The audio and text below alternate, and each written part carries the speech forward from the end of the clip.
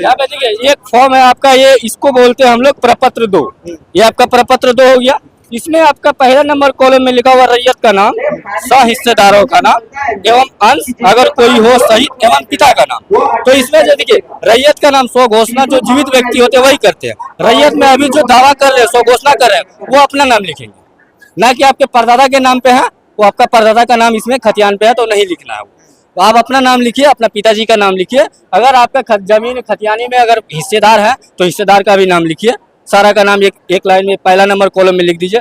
दूसरा नंबर में कॉलम में अस्थाई पता, उसमें अस्थाई पता आपका जो भी गांव है, ग्राम है, विलेज मतलब पोस्ट है, जहाँ जो भी है, और पिन कोड के साथ लिखिएगा। आप लोग पिन कोड नहीं छोड़िएगा।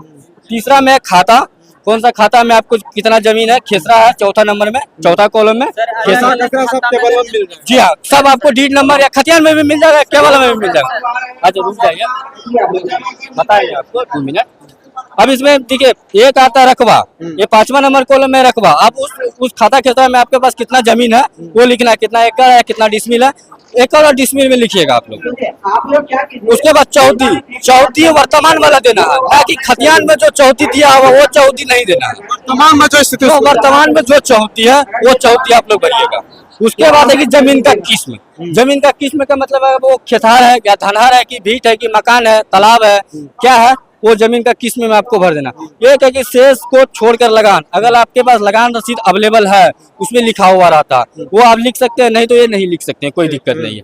दूसरा जमाबंदी संख्या, जमाबंदी संख्या अगर आपके नाम पे कायम है तो लिख सकते हैं, अगर नहीं भी कायम है तो उसको छोड़ दीजिए, कोई दिक्कत नहीं। और तीसरा इसमें 10वां नंबर कॉलम में क्या है कि भूमि पर दावा। भूमि पर दावा या आधार था उत्तराधिकारी, दान, क्रय, बंदोबस्त, अन्य। तो इसका मतलब क्या हुआ कि आप जो भूमि पे दावा कर रहे हैं किस आधार पे कर रहे हैं, आप केवाला करवाए हैं कि आपको खतियानी जमीन है उत्तराधिकार से प्राप्त है, कि आपको क्या बोलते हैं इसमें एक मतलब बंदोबस्ती के माध्यम से मिला है, कि दान के माध्यम से। कोई यह होता है ना कि बहुत जमीन रहता है कि इनके पास घर पुल बनाने का जमीन है तो वो दान कर देता है उनको, कि दान का जमीन है, जो भी है उसका दस्तावेज आपको छाया पर्ची लगा देना। अब यहाँ पे देखिए अभियुक्ति अगर कोई हो, जैसे कि हम आपको पहले भी बताए थे कि एक ही जमीन को 2 आदमी जो कि रजिस्ट्री करा लिए, मोटिशन करा लिए, रसीद दोनों कटा रहे हैं, तो उसमें इसमें उस हाल में इसमें लिखना है। अगर सिविल मतलब सिविल केस चल रहा है, टाइटल सूट या सिविल सूट जो भी चल रहा है उसमें वो आपको भरना है। टाइटल सूट नंबर या सिविल सूट नंबर आपको भरना है अभियुक्ति कॉलम में। अगर एक जमीन का 2 आदमी दावा आपत्ति कर रहे हैं तो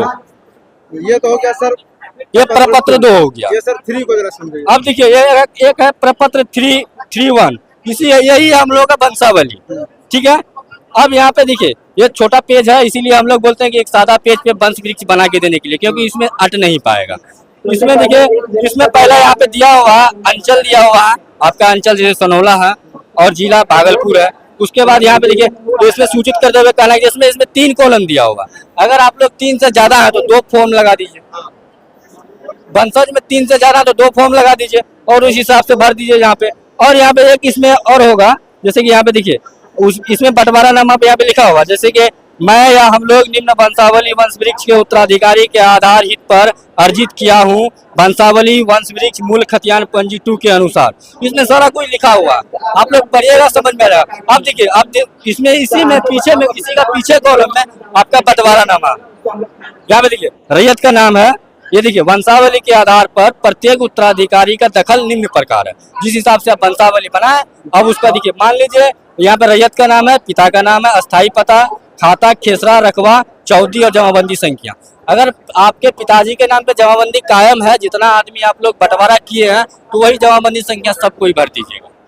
और दूसरा चीज में जैसे आप चौथी में आइएगा, मान लीजिए कोई रमेश नाम के व्यक्ति है, रमेश है, उसके भाई का नाम रुपेश है या क्या बोलते हैं दिनेश है, जो भी है। अगर रमेश नाम के व्यक्ति को पूरब की ओर से जमीन मिला, अगर पूरब से जस्ट बगल में दिनेश नाम के व्यक्ति है तो पूरब में उसका चौथी रमेश लिखा है,